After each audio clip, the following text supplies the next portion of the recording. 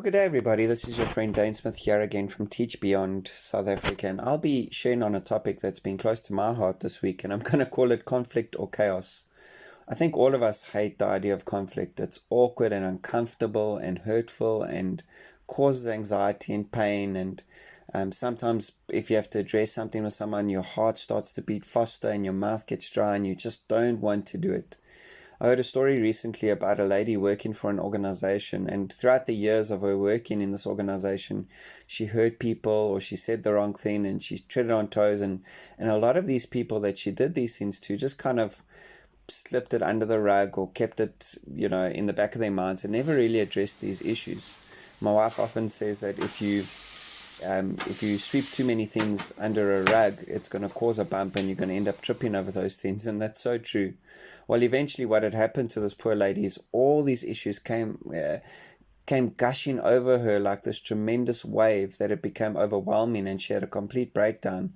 And so it was actually quite detrimental to the people that she hurt and to her herself. The Bible tells us in Matthew chapter 18 that if your brother or sister sins, go and point out their fault just between the two of you. If they listen to you, you have won them over. And it goes on and shares an in-depth method in terms of how we can handle conflict, going further in verse 16 and 17. But I just want to focus on that.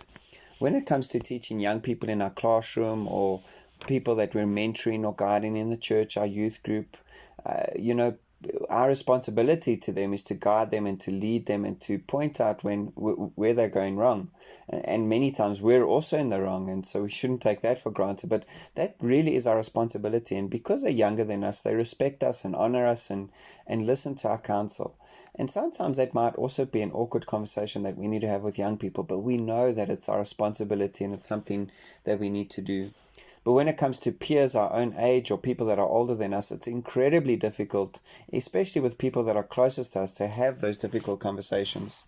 Dr. Henry Cloud has written this incredible book, and he's collaborated with Dr. John Townsend, and it's called How to Have That Difficult Conversation. Well, in page 24 of their book, they say that confrontation brings empowerment. It gives us the ability to make choices and changes in our relationships. God created all of us to be change agents for one another, and therefore we have a responsibility to influence the people that we love the most in our lives, to help us to both be the best possible people that we can be.